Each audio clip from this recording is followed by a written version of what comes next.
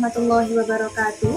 Kepada yang terhormat Bapak Ibu dosen penguji UKIM PPG dalam jabatan tahun 2025. Perkenalkan, nama saya Zulfiatul Mukaromah SPD, mahasiswi PPG dalam jabatan tahun 2025 batch 2 dari LPTK UIN Maulana Malik Ibrahim Malang, program studi pendidikan agama Islam dengan nomor induk mahasiswa 250109111746.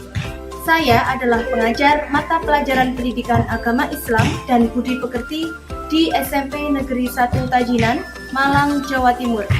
Kali ini saya akan mempersembahkan video praktik pembelajaran saya yang saya laksanakan pada tanggal 9 Oktober 2025 di kelas 8A SMP Negeri 1 Tajinan dengan materi meyakini Nabi dan Rasul Allah menjadi generasi digital yang berkarakter. Terima kasih dan selamat menyaksikan. Wassalamualaikum warahmatullahi wabarakatuh.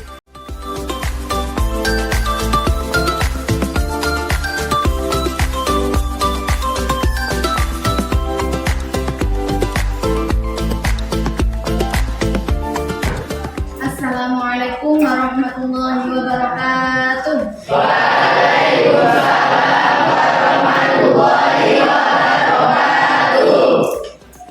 Selamat pagi anak-anak. Pagi. Masih semangat? Oke. Biasa sebelum pelajaran dimulai kita berdoa dulu. Ketua kelas mau disiapkan? Sebelum menerima pelajaran mari kita berdoa. Doa mulai.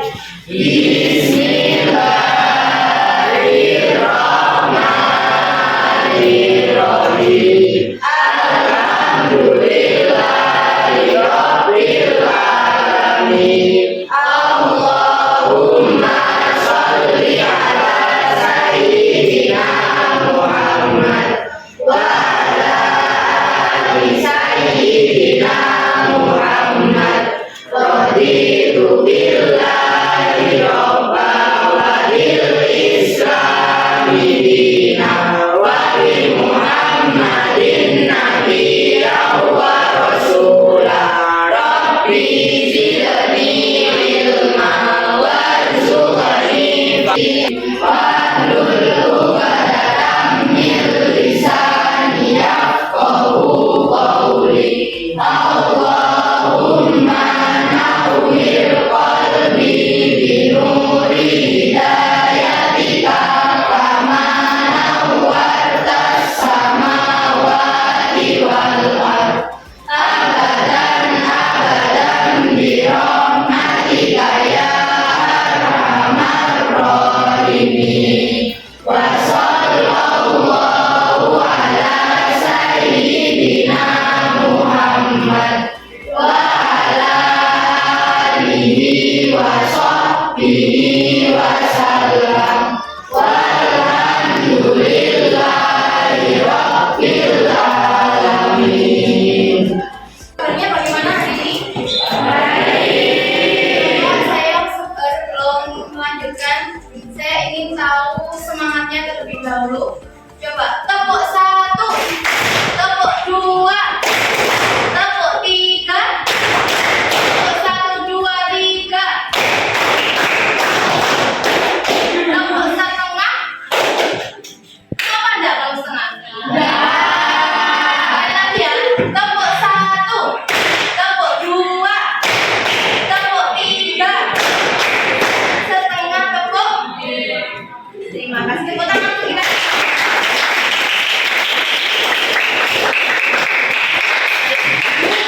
Saya lanjutkan untuk presensi kehadiran hari ini ya.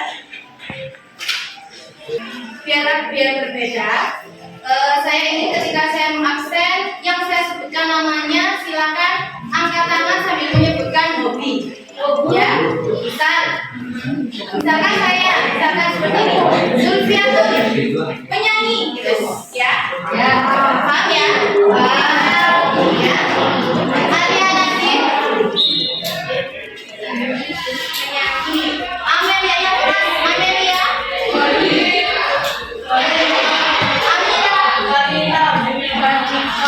Andika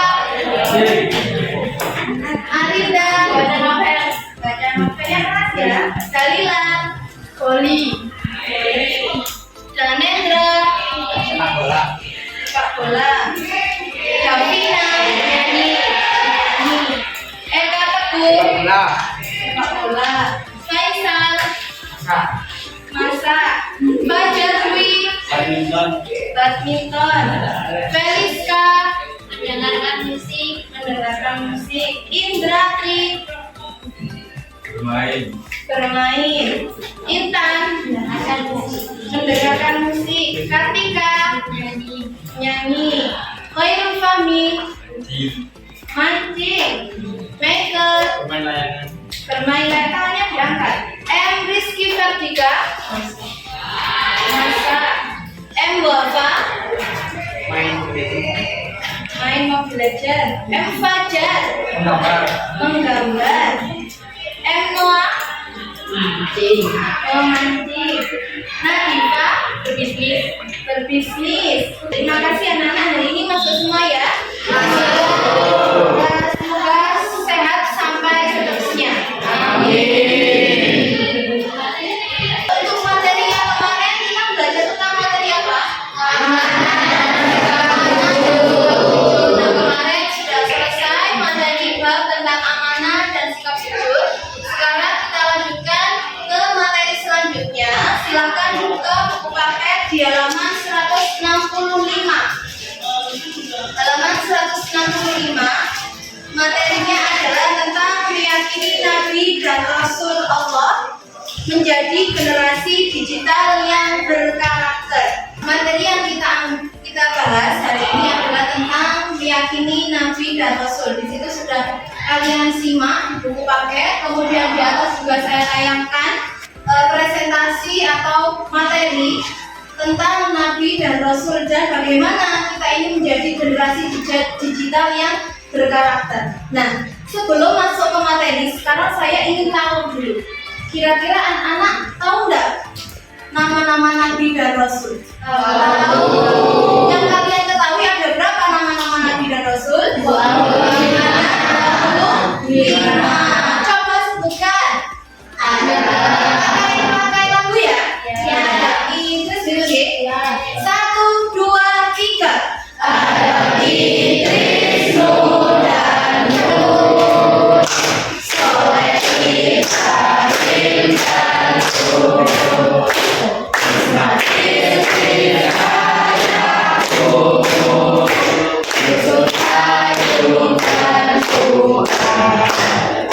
Musa, Harun, Zulkifli, Daud, Sulaiman, Ilyas,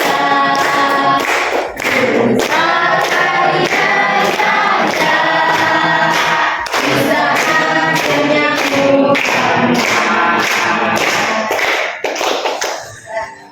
Kalian pernah tahu nggak kalau Nabi dan Rasul itu juga mempunyai sifat-sifat? Apa sih sifat-sifat Nabi dan Rasul? Ada 4. Apa saja? Siddiq, amanah, tabligh, fatonah. Siddiq artinya jujur, benar. Amanah artinya tabligh artinya penyampaian. Yang terakhir fatonah artinya cerdas. Berarti anak ini sudah sangat paham dan sangat tahu tentang Nabi dan Rasul. Mari kita gali dan kita ingat lagi materi tentang Nabi dan Rasul. Oke, sekarang kita lanjutkan ke materi lebih dalam tentang Nabi dan Rasul. Nah, iya, nama-nama Nabi dan Rasul yang kalian ketahui dan yang sudah disebutkan dalam Al-Quran itu ada 25. Dari Nabi Adam sampai Nabi Muhammad. Ternyata jumlah Nabi dan Rasul itu tidak hanya 25, melainkan banyak berapa?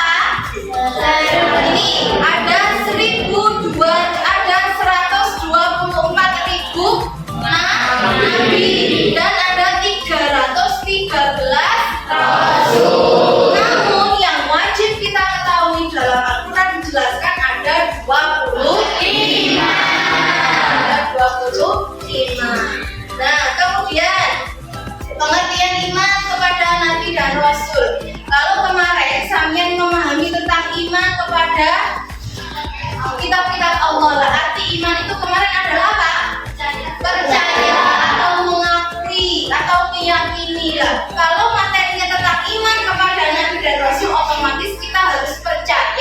meyakini bahwa Nabi dan Rasul itu ada. Nah, kemudian kira-kira iman kepada Nabi dan Rasul ini termasuk rukun iman yang nomor berapa? Rukun iman ada berapa? Sebutkan.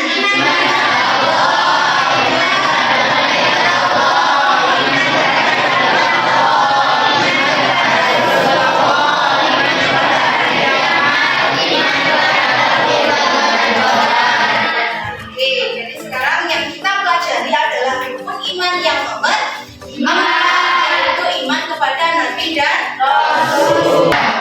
Perbedaan Nabi dan Rasul itu apa? Perbedaan Nabi dan Rasul itu apa? Bagus sekali pertanyaannya. Kira-kira apa? Ada yang tahu? Tidak ada. Nah, pas sekali di sini adalah materinya adalah Nabi dan Rasul. Perbedaannya di sini. Sama lihat. Nabi seorang laki-laki, kemudian apa?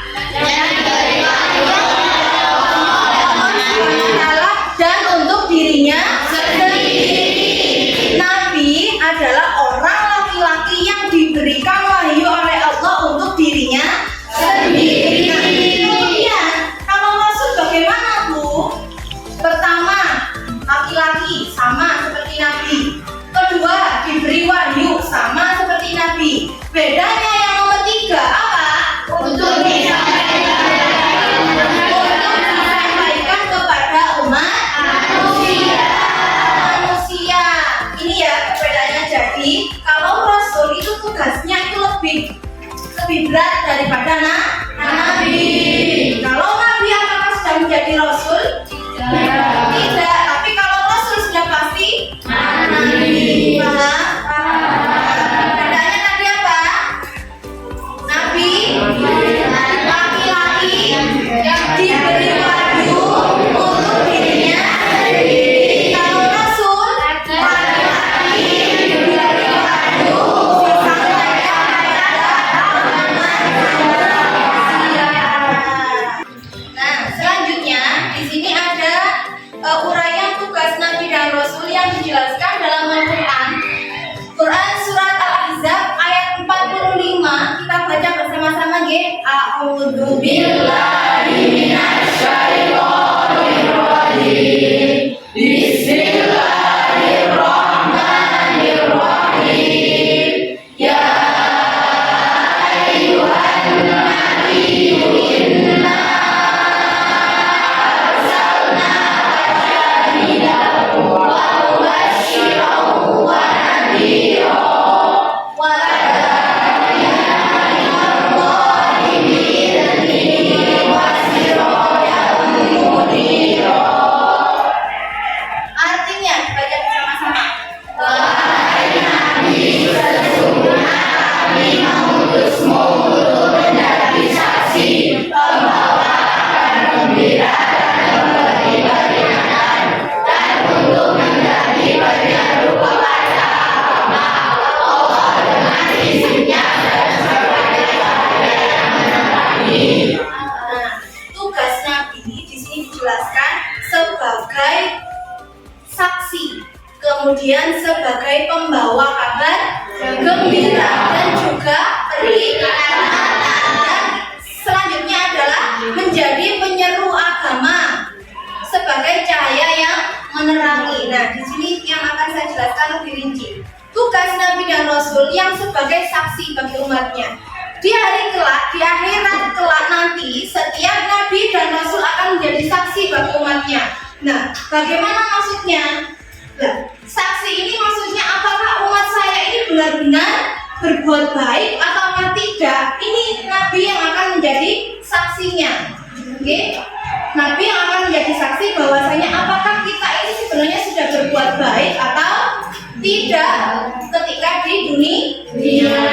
Nah, selanjutnya sebagai pembawa kabar gembira. Bagaimana maksudnya? Yaitu kabar gembira ini diberikan oleh Nabi dan Rasul kepada orang-orang yang membenarkan risalah dan mengamalkan petunjuk-petunjuk yang disampaikan. Kabar gembira itu berupa apa? Informasi bahwa mereka akan dimasukkan ke dalam surga.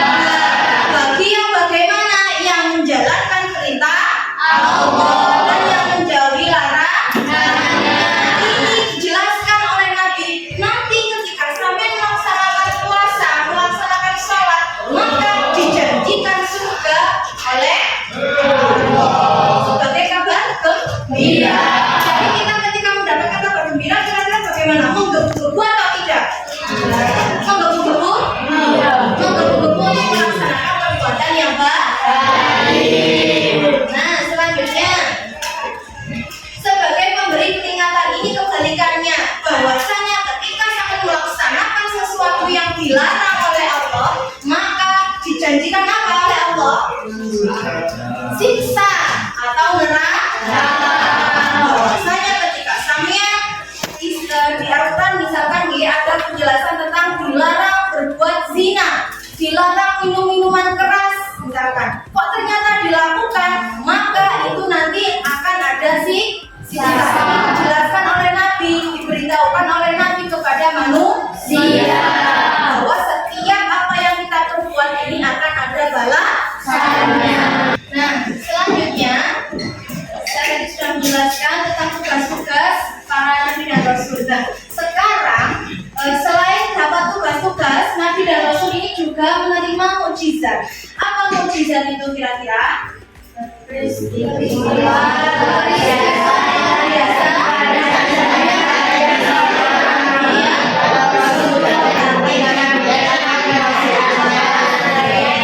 Peristiwa yang sangat luar biasa yang dimiliki atau diberikan kepada nabi dan rasul untuk melemahkan orang-orang yang tidak percaya akan nabi dan rasul. Kira-kira ada enggak yang tahu nabi siapa yang diberikan mukjizat oleh Allah?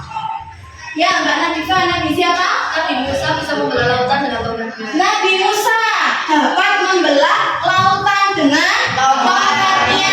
Bagus sekali, tepuk tangan untuk Mbak Nadifa.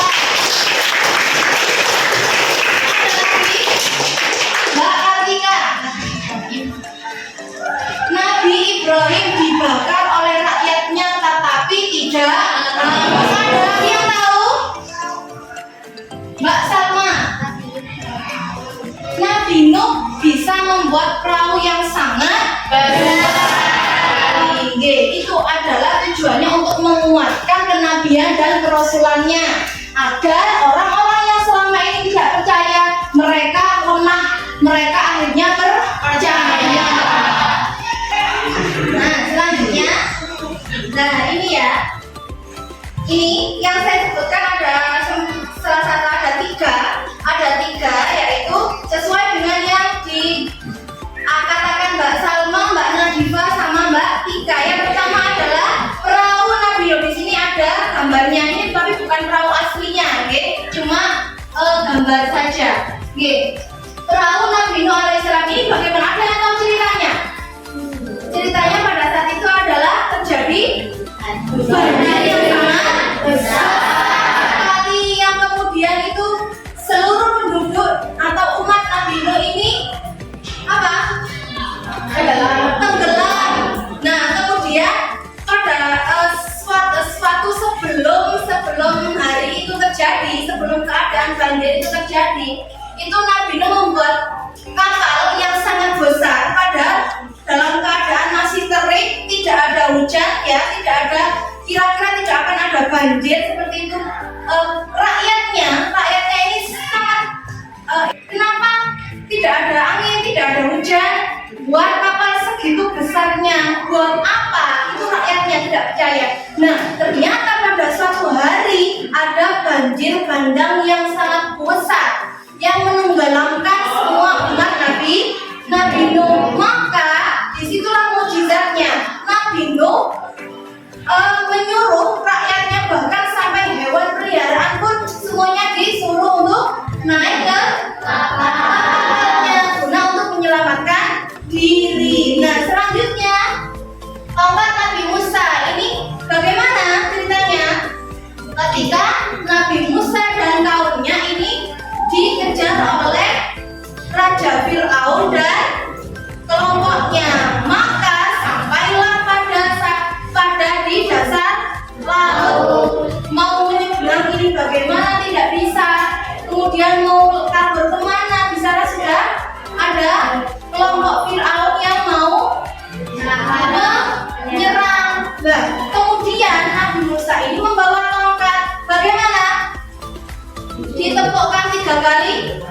Prek, prek, prek. Ternyata air laut ini langsung membuka jalan. Akhirnya apa? Umatnya Nabi Musa ini diarahkan masuk melewati belahan dari laut. Kemudian setelah kelompoknya Nabi Musa ini selesai menyeberang, kembalilah laut itu seperti semula. Ini adalah mukjizat yang luar biasa yang dimiliki oleh Nabi Musa. Nah, selanjutnya untuk Nabi Ibrahim. Selanjutnya, kira-kira apakah ada pertanyaan dengan materi Nabi dan Rasul itu tadi? Iya. Dari sini sudah paham? Anak-anak, karena kita ini hidup di era digital, maka sebaiknya kita pun juga bisa memanfaatkan digital dengan baik dan bijak. Nah, di sini saya ingin sampean nanti bertugas dengan kelompok. Nanti setelah ini akan saya bagi kelompoknya. Nah, nanti untuk tugasnya apa, Bu? Tugasnya nanti sampean membuat presentasi tentang mukjizat Nabi dan Rasul. Mukjizat Nabi dan Rasul. Di sini karena ada jumlahnya 32 siswa. 32 siswa ini nanti saya bagi perempuan 2, laki-laki 2 dalam satu kelompok. Nah, ini nanti kelompoknya akan menjadi 8 kelompok. Nah, nanti yang kelompoknya sudah terbagi, ya siapkan dengan kelompoknya masing-masing. Kita nanti membentuk kelompok dan nanti ketika tugasnya sudah selesai, saya minta nanti tiap kelompok maju ke depan untuk mempresentasikan hasil yang sudah diperoleh. Bisa dimengerti? Bisa. Nanti materi untuk sampai presentasi ini adalah tentang mukjizat Nabi. Saya ingin kita bermain dengan mengasah ingat kemampuan yang sudah saya terangkan tadi. Nah, mukjizat Nabi Nuh berupa apa? Mbak Salma? Membuat perahu yang besar. Membuat perahu yang sangat besar. Kemudian saat cuaca sangat panas dan ada hujan, Nabi Nuh membuat perahu yang sangat besar, tapi diejek oleh para rakyatnya. Diejek oleh para rakyatnya, betul sekali. Kemudian menenggelamkan semua rakyatnya. Kemudian apa, Michael? Bagus sekali. Kemudian menyuruh untuk naik ke atas kapal. Nah, kemudian mukjizat kedua diberikan kepada siapa? Nabi Musa. Nabi Musa berupa apa? Membelah lautan dengan tongkatnya. Membelah lautan dengan tongkatnya. Kemudian ketika Nabi Musa dikejar oleh Raja Fir'aun dan kaumnya, Nabi Musa berhenti di tepi lautan.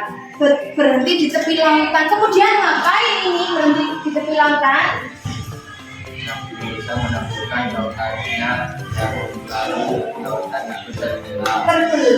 Dan kemudian Nabi Musa dan umatnya melewati jalan di belahan lautan tersebut. Tepuk tangan untuk kita semua. Untuk proyeknya kita membagi kelompok menjadi 8 kelompok, yang satu kelompoknya terdiri dari 2 perempuan dan 2 laki-laki. Nah, saya bagi dengan urutan seperti ya. Kelompok 1 Alia, kemudian Kartika, laki-lakinya Andika, M. Rizky, ya. Kelompok 2 Amel, Nadifa, Danendra, sama M. Bapak. Kelompok 3 catat masing-masing kelompoknya ya, angkatannya biar tidak lupa. Kelompok 3 Amira, Salma, Eka Teguh, dan M. Fajar. Kelompok 4 Arinda, Selvia, Faisal, dan M. Noah. Kelompok 5 Dalila, dan selanjutnya kita duduk di tiap kelompok, kita bangkunya di Setiap kelompok menjadi 8 kelompok ya. Ya, ya semuanya dikomasi dulu. Silakan berkumpul dengan kelompok. Sudah duduk dengan kelompoknya? Sudah. Setiap kelompok sudah pegang satu laptop ya? Sudah. Membentuk kelompok dan sudah menghadap ke laptop masing-masing. Silakan semuanya bekerja sama untuk mengerjakan dan mencari mukjizat Nabi.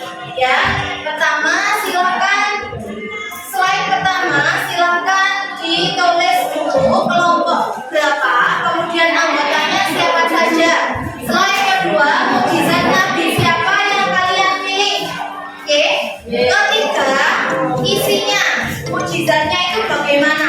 Setelah itu nanti kalau sudah siap, presentasi di depan. Pertama-tama silakan semuanya menuju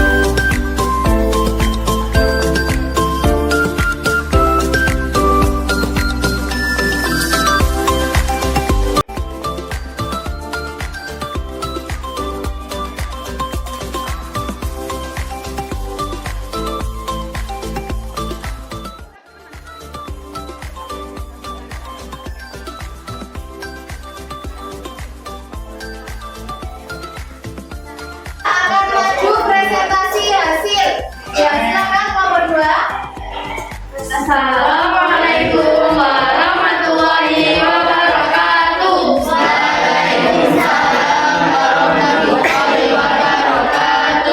Selamat siang teman-teman semuanya. Izinkan lomba 2 untuk presentasi ya.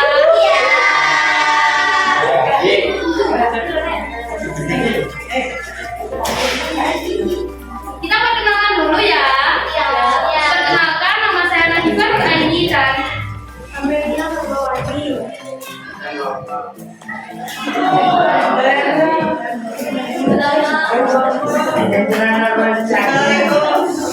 di sini kita kelompok 2 akan menjelaskan mukjizat Nabi Muhammad. Didengarkan ya. Iya.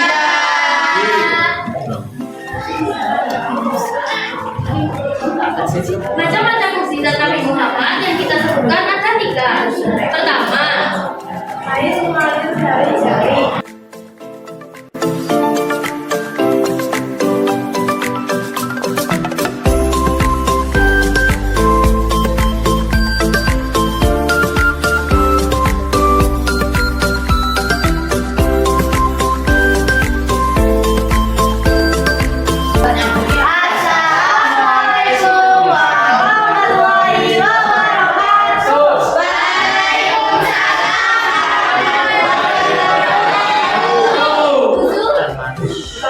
Assalamualaikum warahmatullahi wabarakatuh.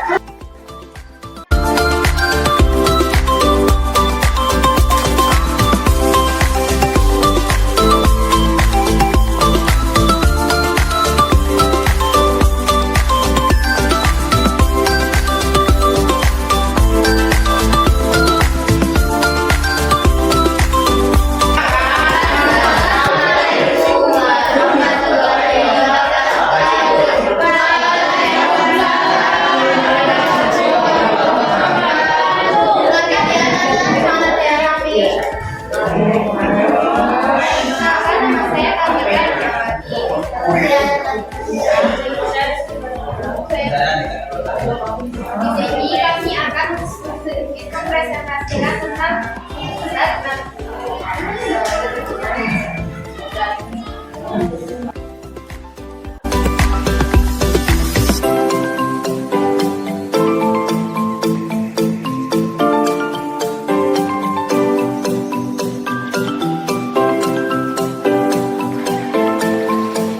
Baik anak-anak, kita berikan aplaus untuk teman-teman kita semuanya.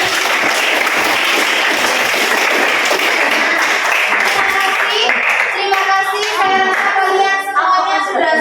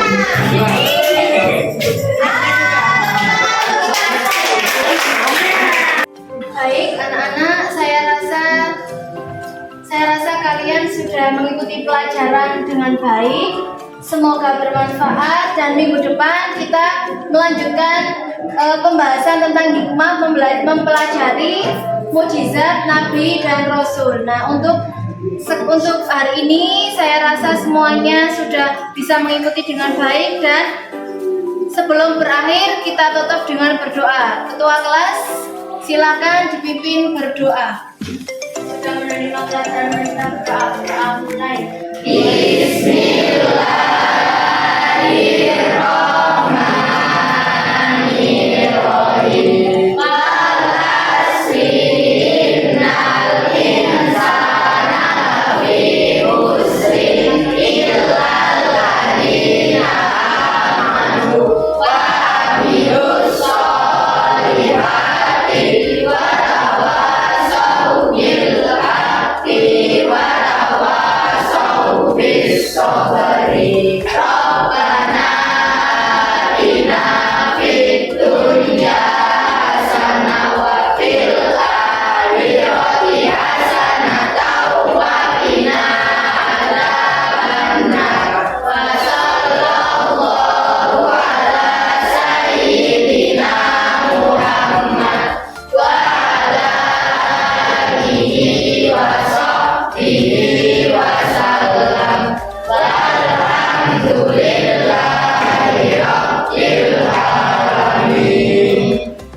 Terima kasih anak-anak. Saya ucapkan wassalamualaikum warahmatullahi wabarakatuh. Waalaikumsalam warahmatullahi wabarakatuh.